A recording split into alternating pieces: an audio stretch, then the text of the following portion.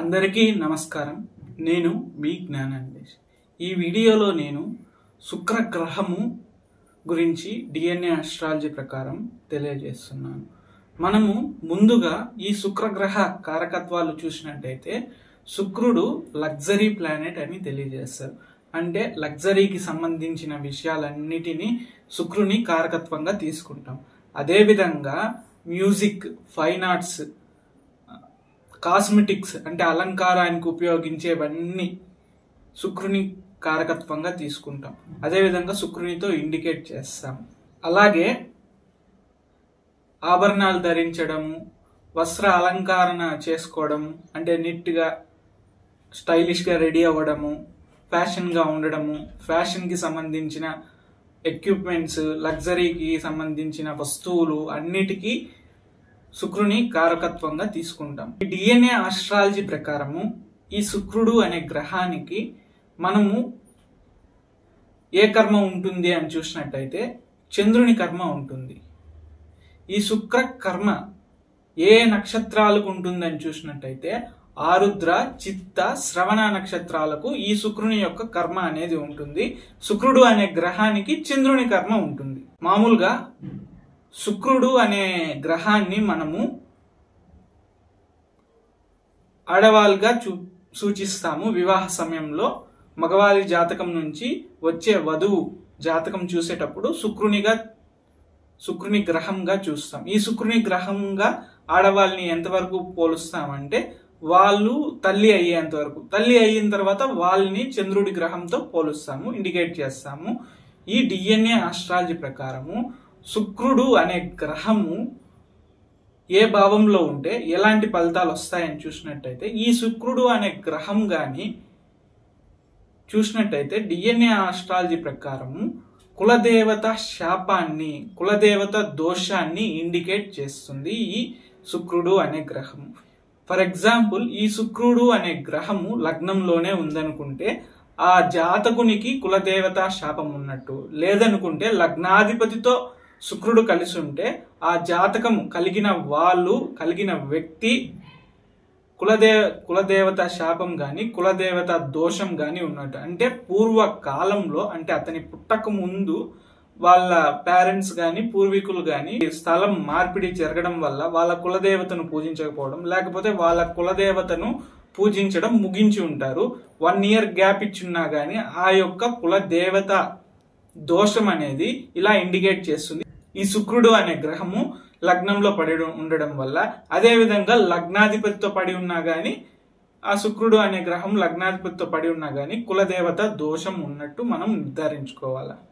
అలాగే మనం చూసినట్టయితే అంటే ఏ భావాల్లో ఉంటే ఆ భావాల రిలేషన్స్ ఉంటారు కదా, ఆ రిలేషన్స్ కి ఈ కులదేవత శాపం ఉన్నట్టు మనం నిర్ధారించుకోవాలి. ఇప్పుడు 2లో శుక్రుడు పడి ఉంటే 2వ భావంలో కుటుంబానికి కులదేవత శాపం ఉన్నట్టు. 3లో పడి ఉంటే యంగర్ సిబ్లింగ్స్ అంటే తమ్ముడు, చెల్లి ఇలాంటి వాళ్ళకి కులదేవత శాపం ఉన్నట్టు.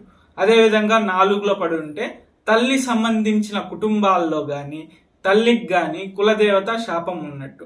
అదే 5లో ఉంటే వాళ్ళ సంతానానికి కులదేవత శాపం ఉన్నట్టు. అంటే 5లో శుక్రుడు ఉంటే, నేను ఇప్పుడు చెప్పేవన్నీ శుక్రుడు ఏ భావాల్లో ఉంటే ఎలాంటివి ఉంటాయని తెలియజేస్తున్నాను.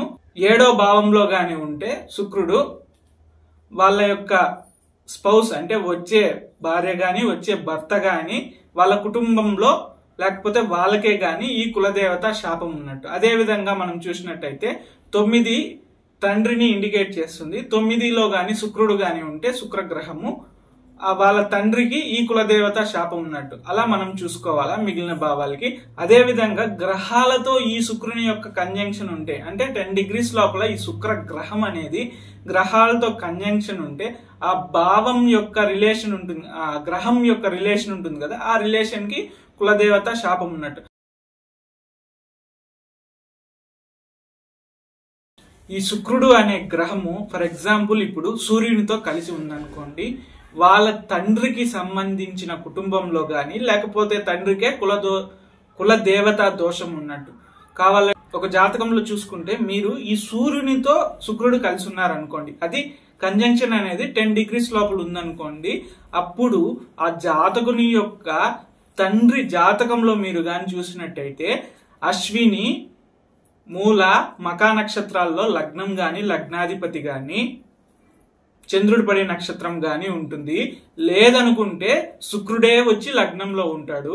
లేదనుకుంటే లగ్నాధిపతితో శుక్రుడు కలిసి ఉంటాడు. అలా కాదనుకుంటే శుక్రుడు వచ్చి లగ్నాన్ని చూస్తూ ఉంటాడు. అలాగుదా కాదనుకుంటే వీళ్ళు వృషభ లగ్నము లేకపోతే తులా లగ్నమై ఉంటారు. ఈ వృషభ లగ్నం, తులా లగ్నం అనేది మైనర్ గా కనిపిస్తుంటుంది. అక్కడ మాక్సిమం వచ్చి వీళ్ళు అశ్విని, మక, మూల నక్షత్రాల్లో పుట్టుంటారు.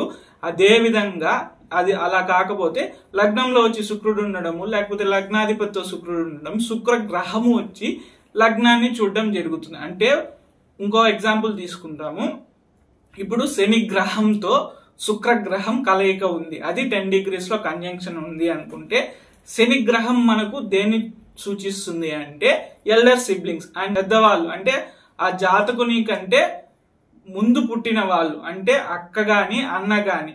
ఒకవేళ ఆ జాతకంలో ఈ శని శుక్ర కలయిక ఉంది అనుకుంటే వాళ్ళ పుట్టిన అన్న గాని అక్క గాని జాతకంలో చూసుంటే అశ్విని, మక, మూల నక్షత్రాలలో లగ్నం గాని లగ్నాధిపతి గాని చంద్రుడి పడి నక్షత్రం గాని ఉంటుంది.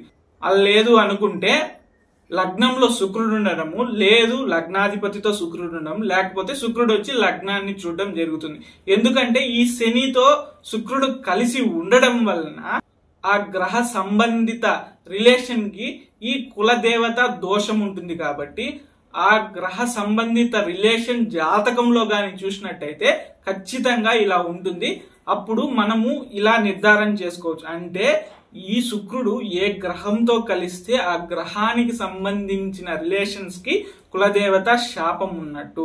మీకే ఉంది, మీ లగ్నంలోనే ఉంటే లేకపోతే లగ్నాధిపతితో ఉంటే మీకు కులదేవత దోషం ఉన్నట్టు. అంటే పూర్వీకులు మీ కులదేవతను పూజించడం మర్చిపోయినట్టు. ఈ విధంగా మనము శుక్రుడు అనే గ్రహము ఏ భావంలో గాని ఏ గ్రహంతో గాని కలయిక ఉంటే ఆ భావానికి ఆ కలయికకి కులదేవత దోషం ఉన్నట్టు DNA ఆస్ట్రాలజీ ప్రకారము మనము ఇండికేట్ చేస్తాం. ఇది నేను జనరల్ గా చెప్తున్నాను. ఇంకా చాలా అంశాలు ఉన్నాయి. అలాంటి అంశాల గురించి మనము వ్యక్తిగత జాతక పరిశీలన చేసుకోవాల్సిందే. మరో వీడియోతో మళ్ళీ కలుస్తాను. మీ జ్ఞానాన్వేష్.